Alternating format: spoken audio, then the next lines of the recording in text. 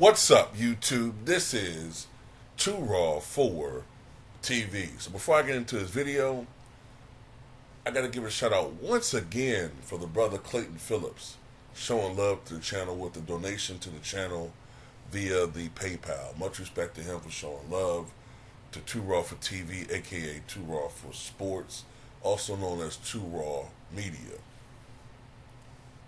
So, I got a question from a subscriber, and the question was, what are your honest thoughts on Larry Nance Sr., and is he a Hall of Famer?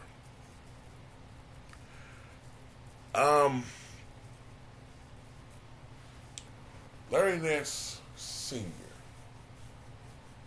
power forward for many, many years with the first with the Phoenix Suns.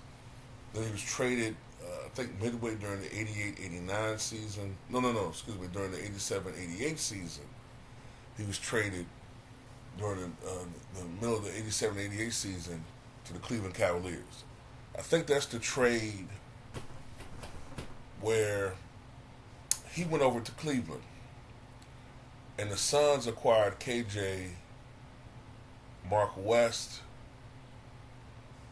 and the pick that they got from that trade, they used to get Dan Marley. So that was one of those rare trades that worked for both teams, of course, because as we all know, that Phoenix Suns team was one of the best teams in the Western Conference, and then they became a title contender team once they acquired Charles Barkley. Whereas Larry Nance was that missing piece in the front court for the Cleveland Cavaliers to be title contenders in their own right until, Brad Daugherty started having issues with his back, which led to his premature retirement. Larry Nance, I remember him being a good scorer. I think somewhere around the range of 16 to 20 points per game for the most part. 16 to 20 points per game.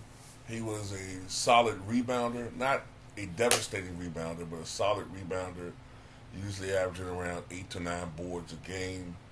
Was a phenomenal shot blocker.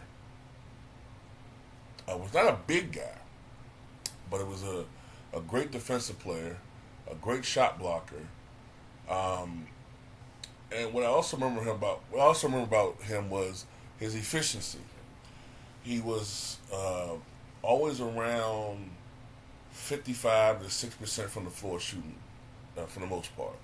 So he's one of those guys I always liked. When I was a kid following basketball, I never liked at that time those inefficient guys. I always looked at field goal percentages when I was a little kid, like 9, 10, 11, 12. And I always that's why I gravitated toward the big men or the efficient shooting guards, like Jordan, Drexler before the injuries, Petrovic, Reggie Miller. I always liked players who, either they were shooters or guards, shot between 47 to 50% from the floor. But big men, of course, are closer to the basket. It doesn't mean that it's always necessarily easier baskets, because big men, there's a lot more resistance. You got to push around and try to score against someone who's, back then, 250 to 300 pounds. It's not an easy task to do on a nightly basis. Trying to box out against someone as far as getting positioning for rebounding. It's not an easy thing to do. It takes a toll on you.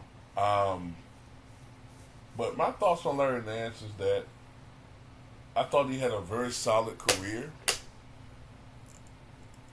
But, you could make the argument with his athleticism, with his skill set, he could have been more dominant.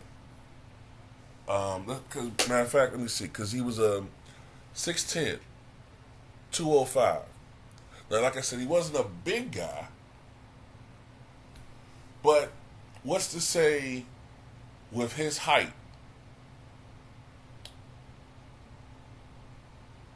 he could have been a matchup nightmare if he had more of I'm trying to say, he was very consistent, incredibly consistent. But when you look at it, Larry Nance could have been even better. You know what I'm saying? He could have been even better. But be it as it may, cause I'm saying like he could have been like a 25-10 guy. But for the most part, in his prime, he was a 18-8 guy, which is fine. But he could have been better. Is he a Hall of Famer? Well, let's look at his resume.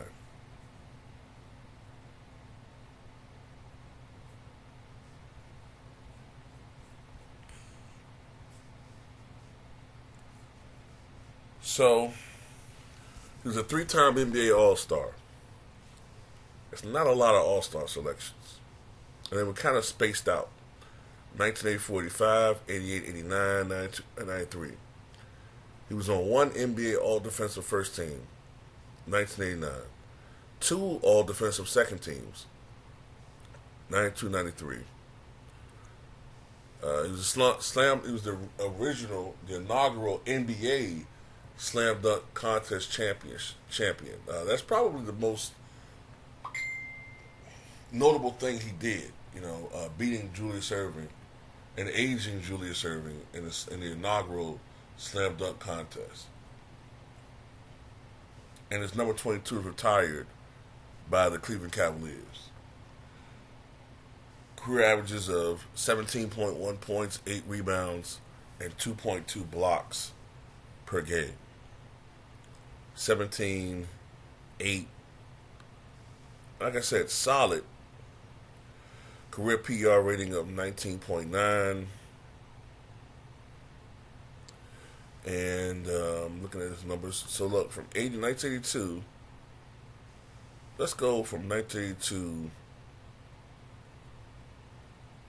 to 1993. That's an 11-year period. During that time period, Larry Nance averaged 18.3 points, 8.5 rebounds, 2.8 assists, 1 steal, 2.4 blocks, on 54.9% shooting from the floor, and 75.9% from the free throw line. So Larry Nance, a guy that probably had range out to maybe 16 feet, maybe 17. Was a good mid-range shooter. Could score in the post, and when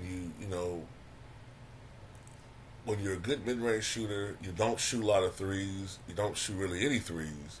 You don't shoot past 17 feet, and you are a skilled post scorer. You're going to have a high field goal percentage, like Charles Barkley. So, 54.6% for his career. His best percentage was 1984-85, 58.7. So, 8 from 1983 to 88. His numbers in those years, from 83 to 88, his absolute peak, 19.8 points, 8.6 rebounds, 3 assists, 1.1 steals, 2 blocks, 56.5% shooting from the floor, and 73.7% from the charity stripe. So, if you're going by the standards of when he played, no, he's not a Hall of Famer.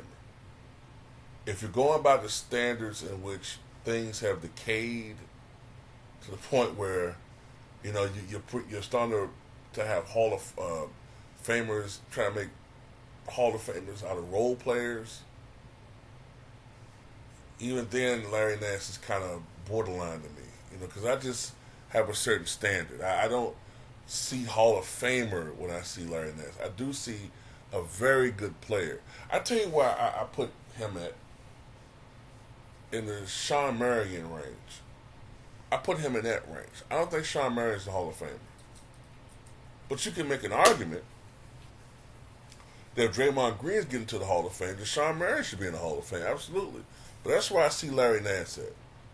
I see Larry Nance as a guy who 20 years ago, 15 years ago, we were like, nah, he's not a Hall of Fame, but he's very good. But I'm telling you, they're going to start putting some of these bullshit people in the Hall of Fame because of the fact they got rings. we're going to have to seriously revisit a conversation with a lot of these older guys, because if it's about, because I put it like this, if you could put Draymond Green in the Hall of Fame, right? If you put Draymond Green in the Hall of Fame, then why is Bill Laimbeer not in the Hall of Fame? And this is a Bulls fan saying this. If you're going to put Draymond Green in the Hall of Fame, why is Bill Laimbeer not in the Hall? Why? Because we had a much higher standard of what the Hall of Fame was about before it became a absolute ridiculous popularity contest. Let's look at Bill Laimbeer. 2-time NBA champion. 4-time NBA All-Star. NBA rebounding leader. 1985-86. Number 40 retired by the Detroit Pistons. Matter of fact, I believe Bill Laimbeer had over 10,000 career rebounds. And a lot of what Dennis Rodman learned about rebounding came from him working with Bill Laimbeer. But this is what should put him in the Hall of Fame over Draymond. 3-time WNBA champion. 2-time WNBA Coach of the Year. WNBA All-Star Game head coach, 2019. 12.9 points per game, 9.7 rebounds per game, 2 assists per game. So, when you look at his peak years, matter of fact, let me see. 1981. Matter of fact, was he starting that year?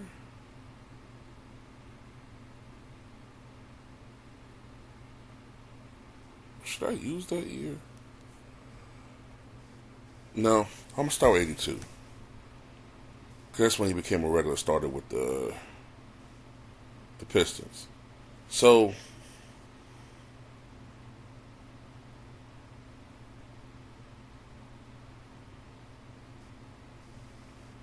from 82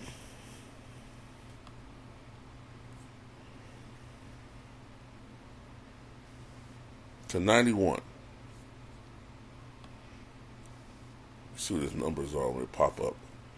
I'm looking at Bill Laimbeer's peak numbers from 1982 to 1991. I think that's pretty much the best years of Bill Laimbeer's career. You could argue to 90, but let's say 91. So 14.5 points, 11.1 rebounds, 2.1 assists, 1 block, 49.9% shooting from the floor, 31.5% from three-point range, 84.1% from the free throw line. So, like I said, why is Bill Laimbeer not a projected Hall of Famer if Draymond's getting in? So that's the point I'm trying to make here. But anyway, tell me what you guys think.